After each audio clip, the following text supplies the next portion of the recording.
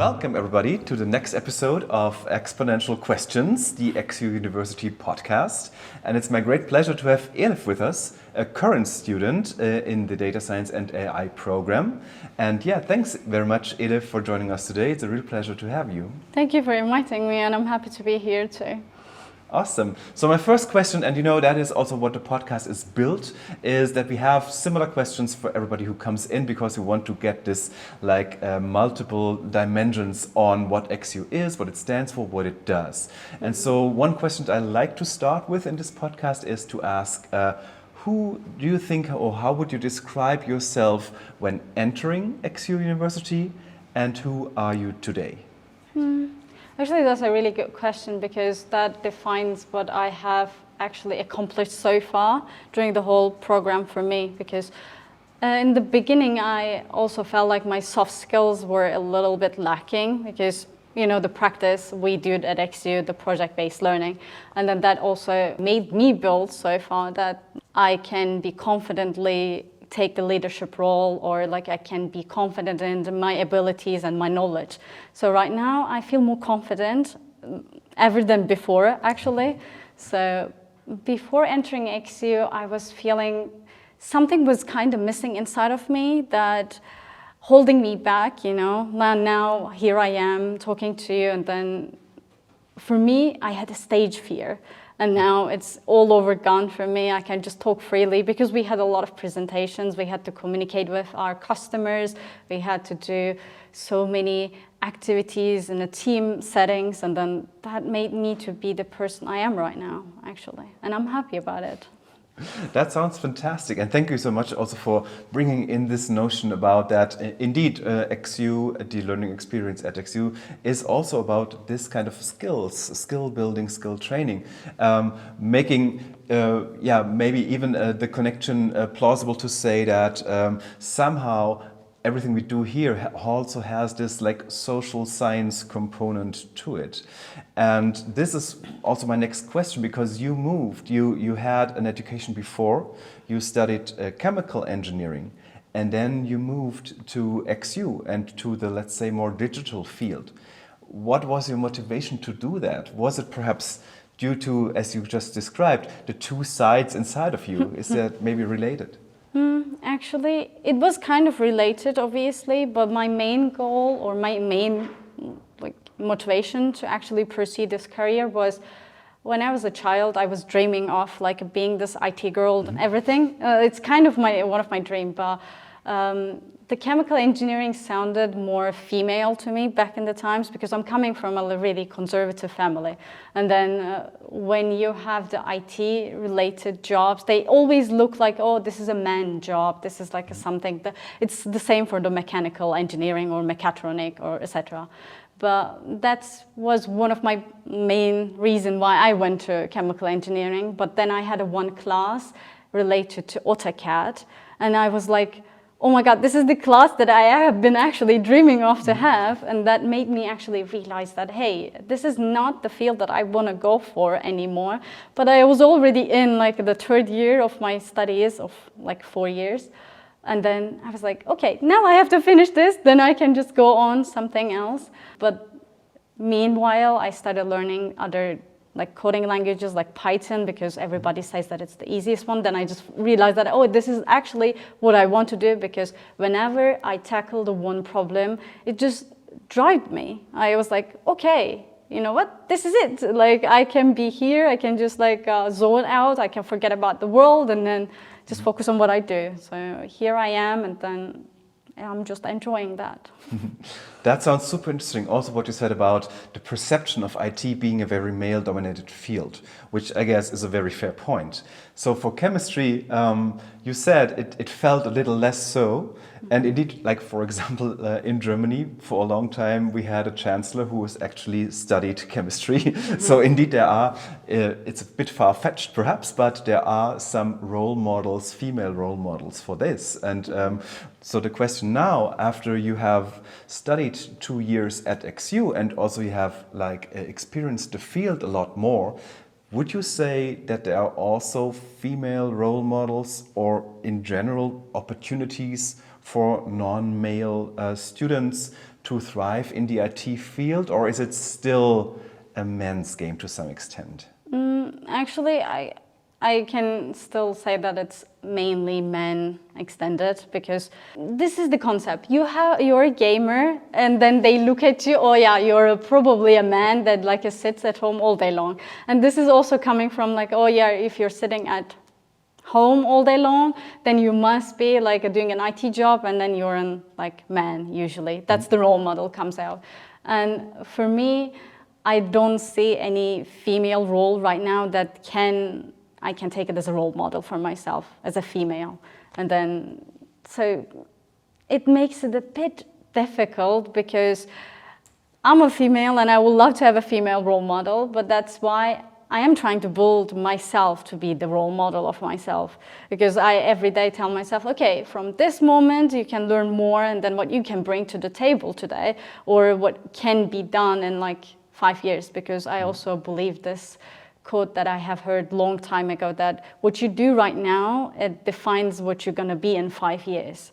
So that's always like, I'm always trying to build it one by one, technically.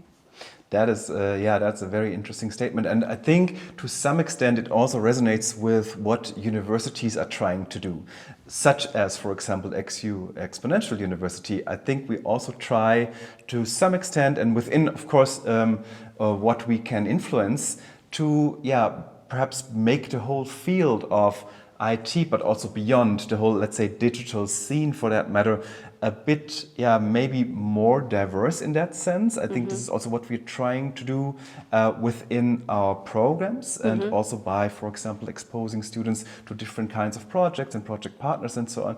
So do you think there could be a role for universities to help transforming the field in general? I think it can be, and I believe that XU is going in that direction, because in our programs, I am studying in data science and AI, right? But we don't only just learn how to code. We also learn other soft skills, and then build up on the whole communication, how we can present, how we can sell the point that we are going to make to the customer. So when it comes to all together, you start to understand this is not only about AI, just like a coding and then staying behind the whole screen and then trying to manage something. But you also start realizing that, hey, this is also the part of learning the soft skills, because you have to sell some stuff. You have to communicate with your customer. We also had one project at XU that I had to learn how to make my customer to understand the point of my view, because I'm a technical skill set person, but they are not. And then I have to actually build up the statement, the argument in front of them to make it understandable for them. So when it comes to all this, I think the XU is in the direction of making a role model for the new future. Awesome. That sounds like at least promising, even though certainly there's still a lot of work to be done. Yeah. And it begs now for the question, and this is one of the questions I like to ask everybody, since you mentioned AI already. What is AI to you, and what's your relationship to AI? Maybe boiling it down to a very specific question, which pronoun do you use when you talk about, for example, ChatGPT? Is it a he, a she, a they? What is this to you, and what's your relationship with whatever it is? That's actually interesting. I remember 2 or 3 days ago, I had one conversation with ChatGPT because I was trying to figure out something related to my game project. And then I was just talking to my friend at that time, and I just said she doesn't understand me. So that was the she was referring to ChatGPT, but I just realized it afterwards. Why did I use the gender for that one, you know? And then I started, when you were asking the question, I just was thinking, am I defining the gender based on how much it understood me? Am I just saying she when it doesn't understand me, or am I saying he when it understands me? Now it's just the question comes to me, and I'm like, I think I do that. Like when if understands me, I say like he understood me or something, Right. and then when it just turns there out she doesn't understand me. I don't know why I do that, but I think it just happens technically. But for me, AI is everyday thing. Like of course there's no running away from it because it is now the technology. It is like building up on it right now. Back in the times, the Google was there, and then everybody was using it. If somebody didn't use it, everybody were just pointing at them like, oh, why don't you use Google, and then etc. So now this is our new norm. We just came to this AI and then we are doing it. But what I do believe, AI just came out just because that people didn't know how to use Google in the first place. Because now there's an algorithm, you just say what you want to say, what you want to search, and then it just gives you all the things. Because I just started realizing that people are not interested in reading it that much anymore, or let me search, let me read into it. Mm-hmm. So that's why AI is there, but it also having the big potential of making things a little bit efficiently in a time-wise, obviously. Not just like, of course, you can let AI to do everything. That's not my goal to use AI, and I wouldn't use that for it anyway, because I'm a human being. I have my own preferences. Of course, even if I just tell AI, oh yeah, you have to do this way, I have this preference, and etc., it won't work, technically. So, and you are basically, you joined XU 2 years ago, which means that you started here right when generative AI became much bigger than it was before. The release of ChatGPT was just around the corner. Do you think that shaped your study experience, or maybe also put it a little differently, did you have a lot of unexpected learnings because of that, or maybe some surprises within your studies that came out of AI or also elsewhere? Actually, I can answer this question with two ways. Like I can just say it beginning of my XU. Like also we can go a little bit back of it, that when I was like in chemical engineering and now how I am at XU, because back in the times we didn't have ChatGPT to use it like at the search some stuff and etc. Yeah. We were like inclined to just go to library, read the whole like giant books, like have 1,000 pages in it, and then just search on it. Of course you can use Google, but you won't get the all answers that you had to always like study on a big book. So technically it was that for me.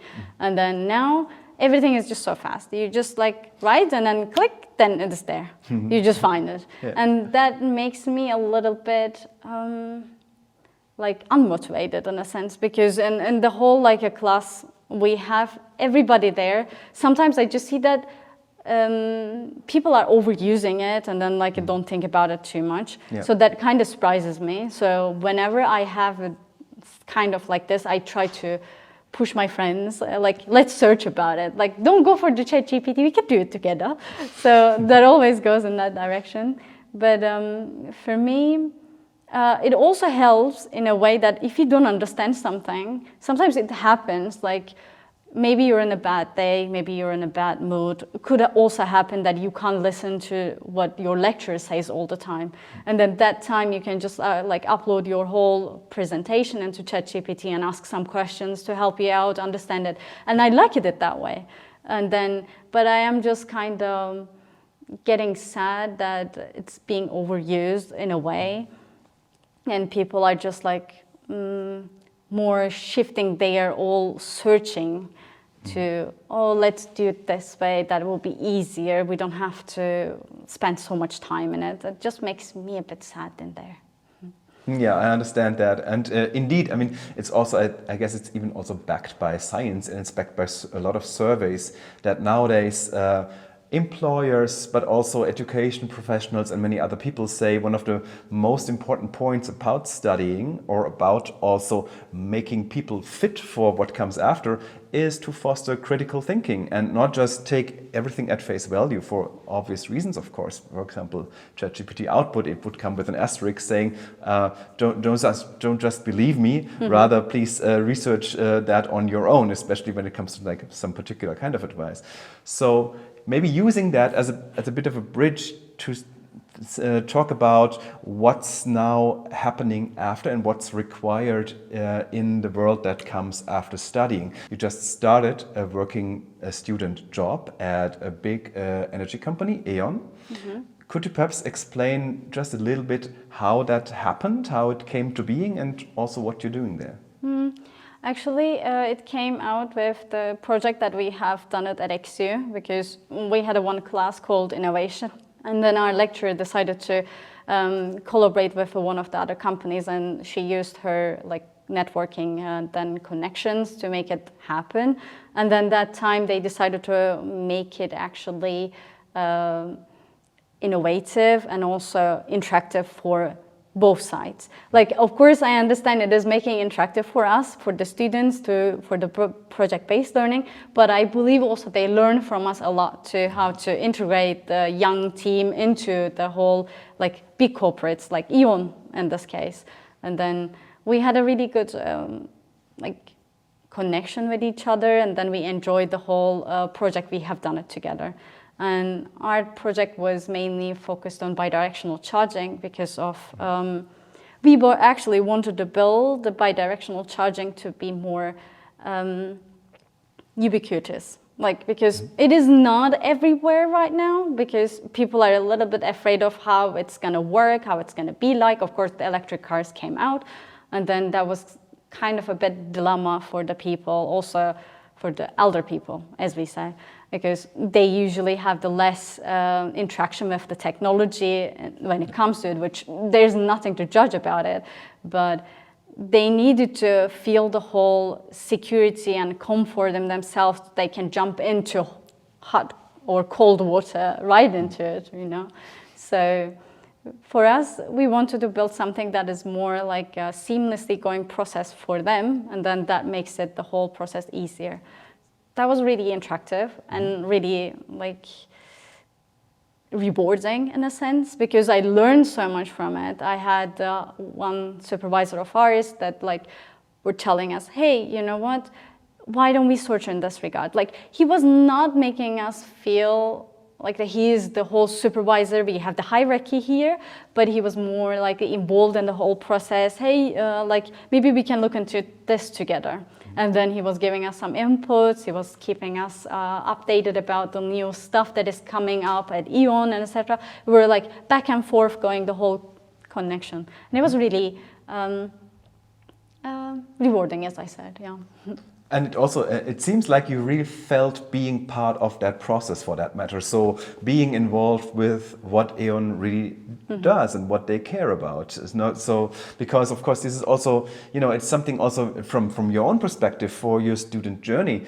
You could either perceive an experience like this as something that basically comes as an add-on, but you could also perceive it like something that is an integral part of your studies. And so, yeah, the question being in that regard would be, do you think that these practical components, which of course at XU we are quite keen about, because we are a university of applied sciences, as it says, do you think that is something that is interwoven with the theoretical learning that you do here? Or is it for you, is it rather another track within your personal development? Actually, it is both, because there are some parts that it teaches me more, because I also I should also remark on it again that I have studied before, right? Yeah. So that also built up some theoretical base for me. So it is also different in a sense, I know how I am learning and then how I am pursuing some stuff. So for me, it was in that regard, the personal side was a bit less, because I already knew some stuff in the beginning as a baseline. But now with this new thing that I build up on the soft skills, because I was always a researcher girl that I was reading into it and then searching for stuff and then doing the new things.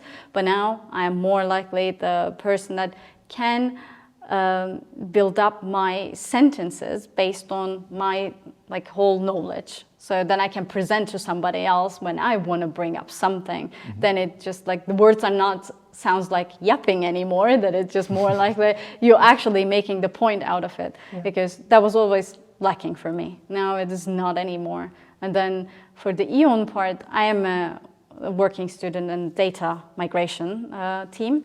So our job is like doing the manual migration, but I'm also doing the automatic migration because due to my coding skills, and then I just needed to split in 2 teams. So I'm like back and forth going in between 2 teams, but it's really exciting and it's really nice. And what I have learned here, actually, I think I can't stress enough communication part, because the communication between the customers is the one side, but also between your colleagues and your bosses is the completely different sense. And then sometimes I was struggling to say what I want to say, because I'm such a direct person, and sometimes being direct, there's nothing wrong about it. But for me, when I am so direct, it can be misunderstood that like the way that I wanted to say. It can go wrong, and I don't want it that way. So at XU, I learned so much how I can actually communicate with someone without making them feel offended or making them feel sad about the things that I'm saying. So it's really nice.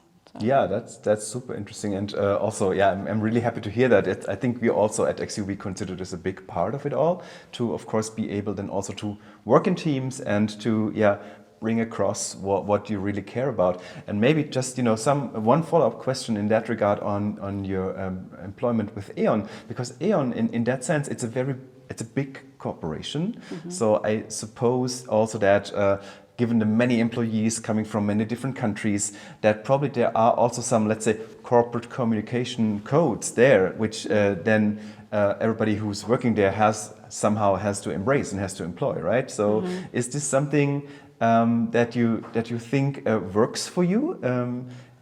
Do you feel like equipped to let's say also communicate and work in teams in that corporate context? I think it's a little different to working at XU in a student team, right?